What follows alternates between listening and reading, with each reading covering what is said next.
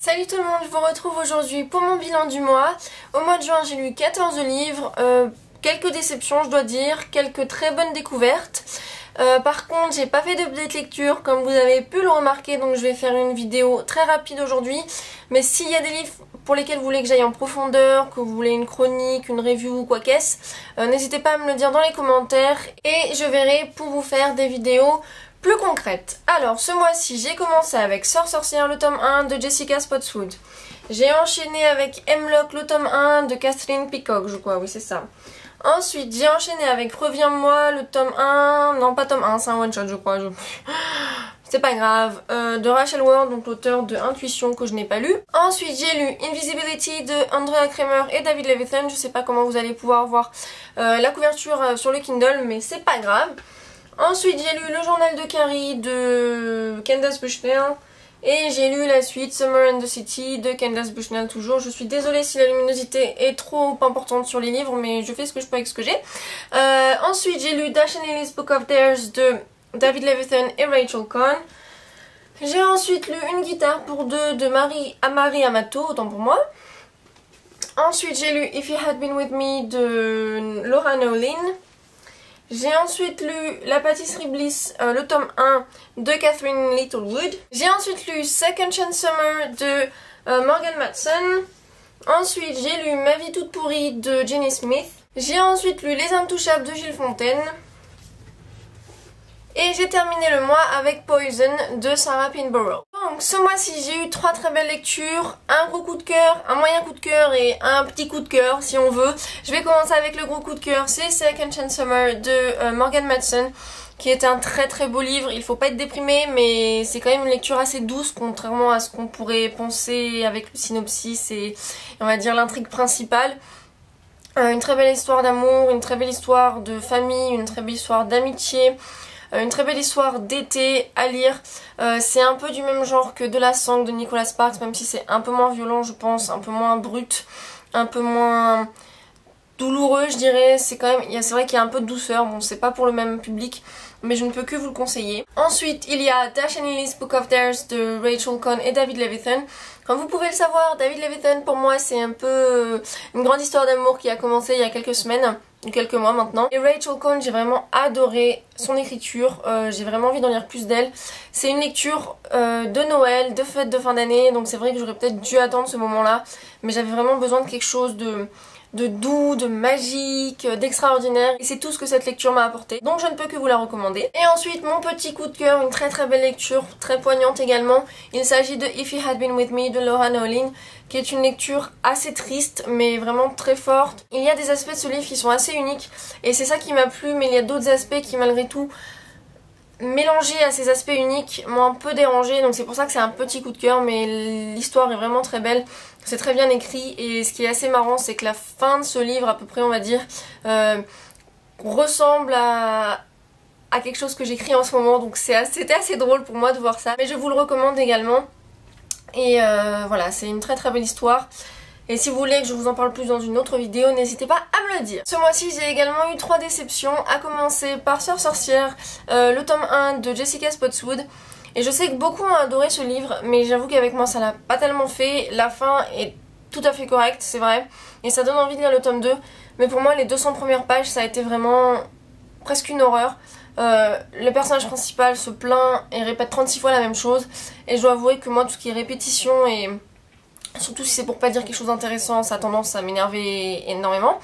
Et en plus, ouais, il se passe rien d'intéressant étant donné que c'est quand même censé être de la magie. On s'attend à ce qu'il y ait quelque chose qui se passe vraiment dès le début au moins. Et voilà, moi j'ai pas forcément accroché, donc j'espère que le tome 2 me plaira davantage. Ensuite, Les Intouchables de Gilles Fontaine. Voilà, c'était une dystopie à la française, je voulais vraiment savoir ce que ça pouvait donner. C'est assez court, donc je me disais que bon, c'est pas forcément la quantité mais la qualité qui compte, donc il n'y avait pas de problème pour ça. Mais voilà, pour moi il y a énormément de défauts dans le sens où un virus arrive comme ça, on sait pas d'où il sort, on sait pas trop quoi qu'est-ce qui se passe. C'est les adolescents qui portent le virus, les jeunes et les adultes sont touchés à cause d'eux. Donc en gros on les fait partir et puis un jour ils reviennent et voilà. mais encore, parce que moi j'avoue que là je suis carrément dubitative. Hein. Voilà, ça n'a pas été franchement une excellente lecture. C'est vrai que l'écriture de Gilles Fontaine est agréable et ça se lit rapidement, mais j'en attendais davantage. Et la troisième déception, c'est La pâtisserie Bliss de Catherine Littlewood, un livre jeunesse qui ne m'a pas convaincue du tout. Je dois dire que j'ai pas compris en fait en quoi les péripéties qui arrivaient faisaient de ce livre quelque chose d'extraordinaire, dans le sens où je m'attendais à quelque chose de plus maléfique, même si on est dans un livre jeunesse, donc effectivement peut-être que ça reste tout doux, tout moelleux, mais j'ai trouvé que c'était vraiment pas forcément intéressant au point de vue intrigue et compagnie, et on s'attend à ce qu'il y ait quelque chose d'en effet maléfique à cause de la tante, ou je sais plus comment, oui je crois que c'est une tante qui arrive comme ça et puis elle repart, enfin bon bref, c'était pas fameux pour moi, donc voilà. Je pense pas que je lirai le tome 2, mais en tout cas c'est vrai que la couverture était belle, donc comme quoi hein, le packaging ça fait pas tout. Ce mois-ci j'ai également fait 3 belles découvertes. Ça n'a pas été des coups de cœur, mais j'ai quand même vraiment apprécié ma lecture, ou du moins comment les choses ont été tournées. À commencer par Invisibility de Andrea Cremer et David Levithan. Je suis pas la plus grande fan de l'écriture d'Andrea Cremer, je dois le dire, mais pour David Levithan rien ne change, je l'adore. L'histoire est vraiment sympathique. Ce qui m'a posé problème, c'est que en gros la personnage, donc écrite du point de vue de Andrea Cremer, je ne me souviens plus de son prénom, vous savez moi au niveau des personnages, les noms j'oublie toujours, mais en gros elle était géniale au début, elle est un peu mieux à la fin, mais en gros pendant une bonne partie du livre elle m'a un peu insupportée, et du coup c'était un peu douloureux parce que malgré tout c'est elle qui est plus présente que le personnage masculin écrit par David Levithan. Donc c'était un peu énervant. Par contre son frère, donc toujours écrit par cet auteur je pense, est juste extraordinaire. C'est un des meilleurs personnages, un des personnages les plus drôles qui m'a été donné de lire. Et voilà, j'ai vraiment adoré. C'est une histoire un peu oui, de magicien, de romance paranormale, surnaturelle, enfin bon bref, mais voilà, c'était très sympa. Par contre j'espère que c'est vraiment un tome 1 parce que c'est pas forcément mentionné partout. Et j'attends le tome 2 avec impatience parce que s'il n'y a pas de tome 2, what the fuck. Ensuite, il y a eu Hemlock que j'ai lu donc au début du mois de Kathleen Peacock, qui a été une agréable surprise je dois dire, parce que je suis pas forcément fan des loups-garous et je me demandais un petit peu comment ça allait se passer. C'est pas un livre extraordinaire, l'histoire est assez facile finalement quand on y pense, mais l'écriture de l'auteur et malgré tout l'intrigue, les personnages sont efficaces. En tout cas moi ça m'a plu et j'ai hâte de lire la suite. Une enquête un petit peu mystérieuse autour d'un loup-garou, une jeune fille qui est morte, ça me fait un peu penser dans un sens à Pretty Little Liars, même si ça n'a rien à voir hein, finalement. Mais voilà, une très très bonne lecture qui s'est lue très rapidement. Et enfin ma dernière lecture du mois, Poison de Sarah Pinborough, que je ne conseillerais pas du tout aux jeunes filles de 14-15 ans qui peuvent peut-être suivre ma chaîne.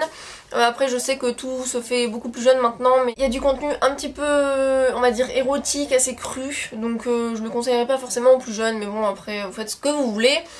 Mais une réécriture de Snow White qui m'a laissé, j'avoue, un peu sur le cul pour le dire, et désolée pour le langage, parce que le début, en gros c'est vraiment la même histoire que Blanche-Neige, et je me suis dit mais attends, l'auteur elle croit que c'est ça une réécriture, enfin quand on regarde Cinder ou Scarlet de Marissa Mayer, on se dit que voilà il y a eu un travail de recherche. Là je me suis dit, enfin si je me souviens bien du conte parce que je l'ai lu quand même il y a longtemps, c'était plus ou moins la même chose. Et en fait plus le livre avance, plus on n'est pas du tout dans le même, dans la même optique. Et voilà, c'était assez sympathique. Par contre, ouais, c'est bien, hein, mais c'est étrange, hein, il faut le dire. Mais voilà, je le conseille quand même à ceux qui aiment les réécritures. Et j'attends les 2 autres tomes compagnons qui vont arriver bientôt. Ensuite, je voulais faire un petit aparté sur le journal de Carrie et Summer and the City de Candace Bushnell. J'ai même tenté de lire après Sex and the City et je me suis arrêtée à 35 pages, c'était juste trop vulgaire. Voilà, je me suis dit que ça allait être complètement inutile comme lecture, je n'avais pas envie de perdre mon temps, d'autant que ma mère n'avait pas aimé, j'ai vu que d'autres personnes sur internet n'avaient pas aimé, et déjà cela ça a été assez peu fructueux je dois dire. C'est vrai que ça se lit vite, on s'attache à quelques personnages malgré tout, mais alors franchement mais on a vraiment l'impression que les sujets de conversation ça tourne que autour du sexe, ou alors autour de sujets qui sont pas forcément intéressants. Donc ce que je peux vous dire c'est que après ça j'ai regardé la série et ça n'a rien à voir presque, enfin du moins il y a des similitudes évidemment, mais Malgré tout, il y a quelques trucs qui diffèrent, notamment au niveau du sexe, même si ça reste assez présent dans la série, c'est abordé de manière différente. Et si vous n'avez pas forcément envie de lire les livres, je vous conseille de passer directement à la série. Bon, après vous perdrez pas énormément de temps parce que ça se lit rapidement, mais voilà, si vous voulez connaître un petit peu cet univers, cet auteur et tout ça, bah, je vous conseille de passer directement à la série parce que j'aime bien les acteurs qui jouent, c'est sympathique, c'est rapide, et en plus dedans il y a Frigma Agyeman, je sais pas comment ça se dit, donc c'est l'actrice qui jouait Martha dans Doctor Who, donc rien que pour ça, regardez la série et puis passez outre les livres. C'était tout pour mon bilan du mois, n'hésitez pas encore une fois si vous voulez que je chronique des livres en particulier, j'espère que vous avez fait de belles découvertes également au mois de juin, et moi je vous retrouve dans une prochaine vidéo. À bientôt, bye.